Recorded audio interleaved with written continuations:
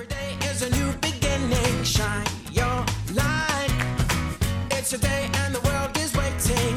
Move along to the song, singing in your soul. Feel the beat, clap your hands, let's take control. All you need, all you want, are you ready to find your way? 'Cause every day is a new day.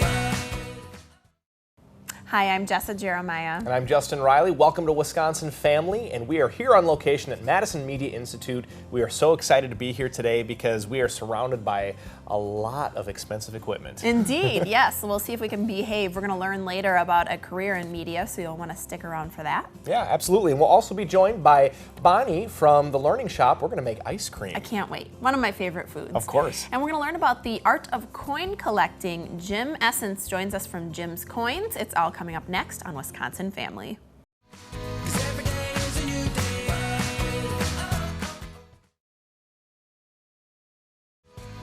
'Cause every day is a new day. Hey folks, welcome back to Wisconsin Family. Justin and I have been having a lovely time here at Madison Media Institute. Going to be talking a little bit later with the folks about a career in media. So we'll be do fun. that coming up. We're going to switch gears though. We're going to talk about something else. If you've ever been to Hilldale, which many of you have you ever ventured downstairs below Metcalf's? Well, we're going to tell you there's lots of reasons to do just that. We're joined now by Jim Essence with Jim's Coins, and we're so glad to see you. Thanks for joining us. Yeah, thanks for having me. We've got a lot to cover here. Big topics to discuss. Now, you have been in this business for quite a while. Let's talk a little bit about that, how you got started and how you enjoy collecting coins with your family, or how viewers at home can do that. Right, well, I'll tell you my story, and that also will give your listeners an idea of how they can collect coins as a family. It's something that can be enjoyed by all generations of the family. And for me, my dad took us when we were young to see gold coins in the safety deposit box in Hilldale. Not in Hilldale, but at the bank. At the bank. At the bank, right? And so that was something that we did every 6 months. Oh, it was how a fun. family activity. Yeah. And so that was, you know, it's just fun family activity. It's always fun to see something old and gold. You learn the at a young history. age to have an appreciation for history and things like that. Exactly, yes. And so to enjoy it with the family, you, economically, you can go to the bank, get penny rolls, get state quarter rolls. You can put the state quarters in a map, something like this. You can learn about geography and history. Ah. It's something Cool. that you can do together. So that's one way to do it. And going to the bank together, talking, getting involved in the Madison Coin Club. It just depends how deeply you want to go with Yeah, it. and you have an extensive history in these kinds of things. We'll move on, but we could probably talk about that for a whole show. But there's lots of other things to talk about and reasons to get involved. Yeah, and let's talk a little bit about what people can find if they go to Jim's Coins. So you brought some examples with you here today. Talk to us a little bit about what viewers can find at Jim's Coins, and what are some examples of how much things are worth. Sure, yeah, I wanted to just let your listeners know of a lot of people are surprised by how much they get when they bring in things to sell to us. You know, they have old junk just sitting in a drawer or something like that, and they're surprised at just how much it's worth. Yeah, Here are so you some may examples. have hidden treasures in your home. Right, here are some examples of what we've paid for different items that are commonly found in people's houses. Okay, so give us the So- rundown. So this is an 1884 Carson City dollar in uncirculated condition. We paid $150 for that. This So is that's a $1 coin. Yep, from 1884. Wow, that's Wow. $150. Yep, this Neat. used to be the coin of the realm. So Yeah. Good return on investment there. yes, yes. This is a chunky class ring. It's pretty big, but it's you know, it's got some heft to it. But you know, $450. Wow. You know, and a lot of people just have these laying around. So. Yeah. How neat. Another example, here's a necklace, 14 karat necklace, $594. Obviously, it's going to depend upon the weight of the item Sure. as far as the gold value. Here is just some old forks. They are sterling silver. If they're sterling, if you have sterling silver, that adds up quick. For these 3 forks, we paid $47. Wow. And for a set of them, it can add up to 1,000 or 2 if they're big and nice and heavy. Yeah. Sterling silver. Obviously, if they're just silver plated or not sterling silver, Right. That's not going to bring anything. But sterling, it certainly does. Here's an old $20 gold coin, $1,290. Wow. So, Yeah. There you go. and we sell these things, and you can buy these things. That's what we do. Yeah. And but it's just surprising sometimes what kind of old junk you have around. Sure. One can have Even around. this penny is worth 3 times its initial value. Right. So. Anything that has any wheat penny, those are cents that are made 1958 and before, 3 cents each. So some people have these by the roll.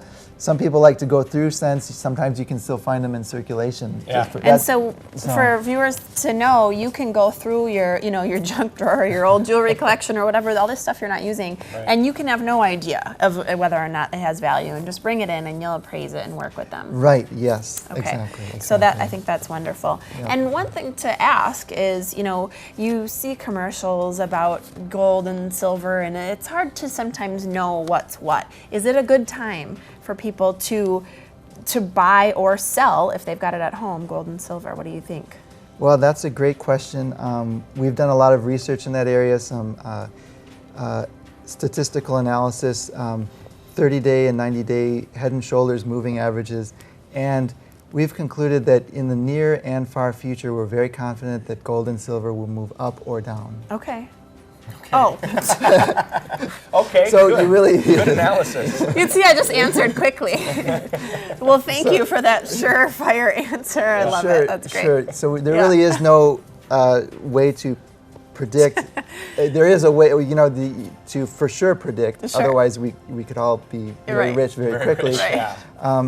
But if you have some sentimental attachment to something, then you should, and it's not worth that much, you should definitely keep it. If you have something and if there's something else that you could do with the money that that would make you happy, Right. or make your loved ones happy, or pay off a bill, and that would be a good investment, and you have this thing that you don't know if it would be a good investment, and Right. you're not doing anything with it, then it's probably a good idea to Okay. sell it. Yeah. So you'll give us some advice too on those kinds of things, and you will know based on the value if we feel like it's worth it. So we're already out of time. It goes so Okay. quick. I'm sorry, but thank you so right. much. This is Jim Essence from Jim's Coins, and all kinds of wonderful tips. You can go and just take a look and buy some things you can sell, and also some comedy from Jim. We'll be back with more Wisconsin Family after the break. Stick around. 'Cause every day is a new day.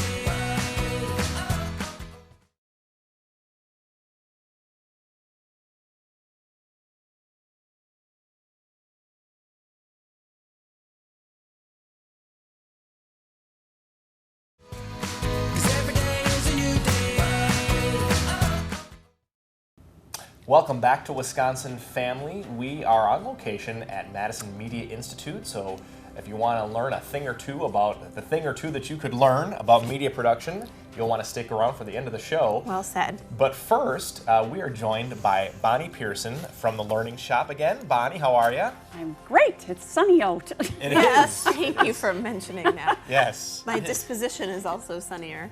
And I understand that we're going to be talking ice cream today, so that gets me excited. We are. You like ice cream? I love ice Oh cream. my gosh, this Oh, is a good. subject that's near and dear to my heart. Perfect. Then we're good. Yeah. Now, this is not something you would do if you want to eat lots of ice cream, because this is only going to make a limited amount That's of probably ice cream. good. Yeah. But it's in. You make it in a bag. Oh, right. Okay. So you start with a small Ziploc bag, and I put Okay. a cup of half and half in here, a half a teaspoon of vanilla, and 2 tablespoons of sugar.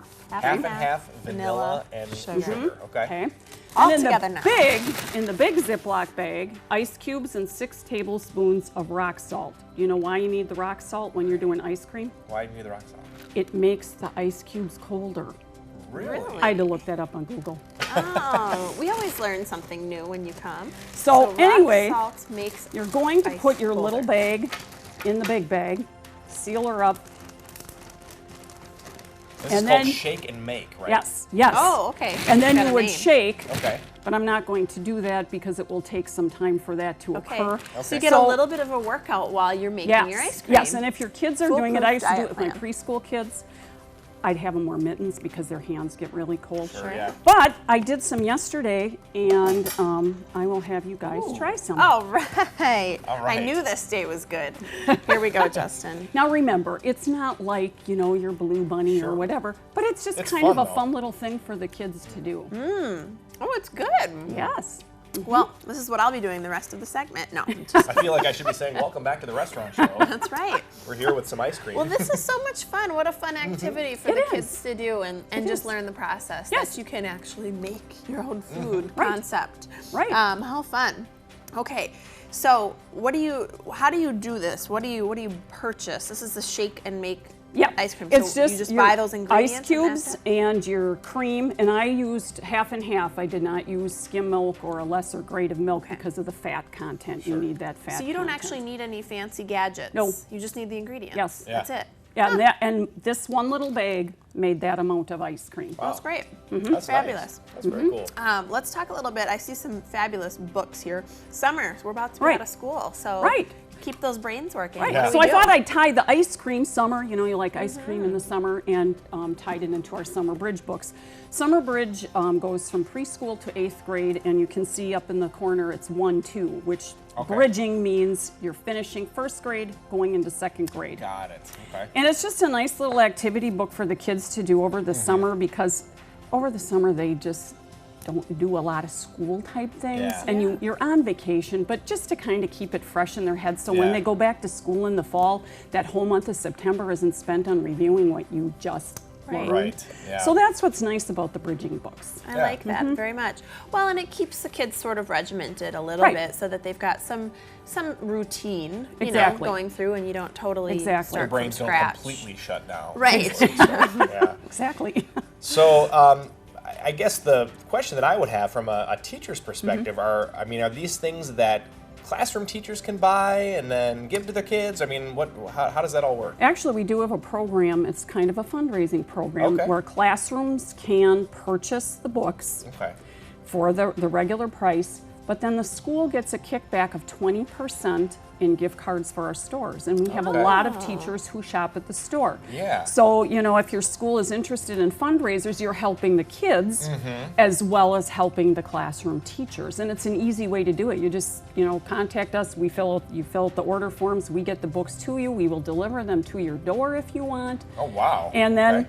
the kids take those home, and they can practice over the summer, and then in the fall the teachers can come back and use the gift cards to buy classroom things. That's nice. Wow. So can they actually use the books as a fundraising opportunity? How would they organize that, do you think? They would have to call the store, and Okay. we would just send you an order form, and you would send the note out to the parents, and then the parents order the books, and like I Pretty said, we fill the orders, and then if you need us to, we'll drop them off. I have one gal from Janesville who comes and picks them up, but it's a neat way. Like I said, again, the kids are learning in the summer, and then it benefits the teachers Learning, too. Yeah. you give back. Right. I love Yeah. it. That's Right. fantastic. Do you guys have other ways that you are involved with some of the local schools? I mean, obviously the schools have to kind of initiate that relationship, but Right. Well, the schools come in, and we do have some different little fundraisers like Earn and Learn, where the parents can come in and shop, and then the points go to the schools, and then they get a kickback from that. So little things like that. This is probably the biggest one, and I Okay. do believe this year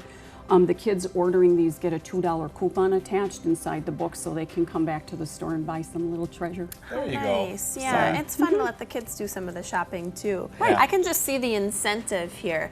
Well, if you read your book later, we'll make ice cream. Yeah. Oh, very good There tie-in. you go. Yes. Yes. See? Yeah. I would use that. Absolutely. Well, I'm not above that. Bonnie, we so enjoy you bringing ice cream to us and bringing Yes, us that's knowledge right. about You're how to welcome make it. anytime. Yeah. So thanks so much for joining us. Well, thank Bonnie you. Pearson joins us from the Learning Shop here in Madison.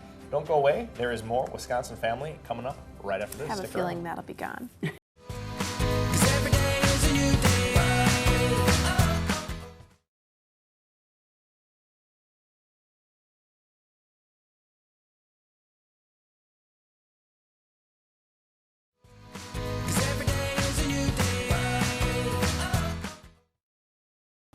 And welcome back to Wisconsin Family. And we have been filming here at Madison Media Institute over here on the east side of Madison. And we are super excited to be here today.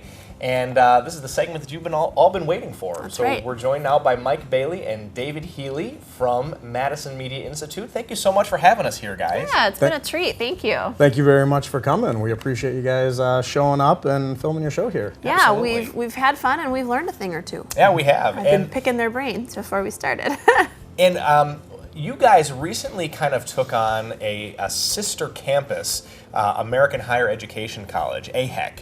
So talk to us a little bit about what's going on at Madison Media Institute and also what's going on at American Higher Education College. All right, well, I'll cover American Higher Education College, and Mike can kind of jump in about Madison Media Institute. So what we've done is open, like you said, a sister school literally across the parking lot. American Higher Education College will house programs like heating, ventilation, and air conditioning, medical assisting, medical office billing and coding. There'll also be facilities management, a couple other programs we're looking to put in there, in addition to online programs. Online programs like hospitality management, paralegal. Actually, our medical office billing and coding is going to be online as well. And we just opened this campus. It's brand new to the Madison area. And the purpose behind it was because in Dane County, in Madison, we've seen a need for medical assistants. Sure. Meritor, the University of Wisconsin Health System, there's a shortage. Absolutely. HVAC technicians are getting up there in age, and so we need to have kind of that backfill for those jobs. And our goal is to not just help Dane, in Madison County, but Rock County, Johnson, and the surrounding counties by providing these educational opportunities, but also providing them at a low cost. Yeah. The biggest changeover for us was we really dropped the tuition dramatically. So when students leave here, they're not leaving with large amounts of debt. That's great. I saw that on your website, actually, and that's incredible. You mean you want students to be able to afford their college education? That's weird. What a That's concept. weird. It is weird. This is new and unusual.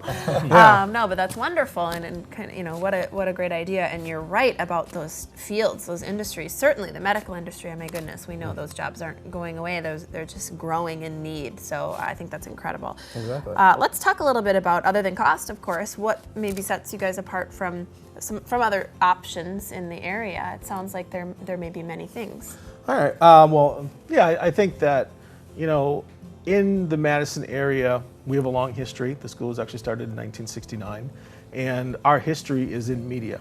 And you'd be hard pressed to find other schools that really focus on media the way we do. Right, yeah. And introducing this new school, AHEC, has also allowed us to kind of do some refreshes here with our programs. So all the programs will continue in the same vein that they were. We still have recording, we still have video, we still have graphic design. We're adding web design as a separate program. We have 2 gaming programs that will continue. And the thing I've been here for 7 years now, and what excites me day to day coming to work here is the quality of our instructors and their history. I mean, actually, prior to coming into this interview, we were just talking to an instructor that is in our audio department, but he actually does audio for video games. And I mean, last year he worked on Call of Duty. We were talking about he got into audio for video games via Quake back in the day. Okay. And to be able to come to class as a student and interact with instructors that not only have the knowledge required, but have this incredible history. Sure. It's pretty awesome. Real life experience. It's so specialized too, hearing you talk about that. Wow, there's somebody that needs to do just the audio for video games. Exactly. And when you think about it, that's really a big undertaking. But it's not something that you think about day to day unless you're in that field. If they're doing their job, hopefully it's not something you're thinking about when you're playing. You're just enjoying the experience. You got it. Yes. So, Very good. So let's talk a little bit about, for folks, because hopefully folks have listened up to this point and are interested, what does the application process look like for each school? The application process is actually relatively simple. The easiest thing to do is either call us. You can reach the media side at 844-265-8383, or you can call for AHEC at 800-380-4510. In addition to that, you can visit mediainstitute.edu or ahectoday.com. But by calling, you'll get patched through our front desk person, Becky Jackson, great lady. She'll pass you to one of the admission representatives. They'll talk to you, get to know you a little bit, invite you in for a tour of the school so you can really see what we have to offer. From there, it's if the school's the right fit for you, we help you through the paperwork. It's relatively simple, and most of the time it can be done in a day. Okay, Wow, very that's cool. great. And I think you also have a chance at that time too, if you'd like to meet the instructors or the head of a program.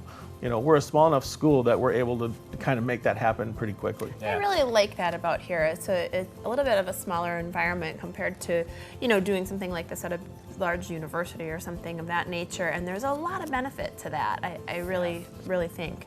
And, aside from getting into the school, one thing, of course, the hopefully end goal in getting an education in this field is that you're going to obtain a career in the field. Hi, Brennan. We've got an alum sitting behind the camera, actually, of MMI. So that's exciting. So obviously, job placement's important. What do you do in terms of helping students? Our career service team consists of our director and a career service rep.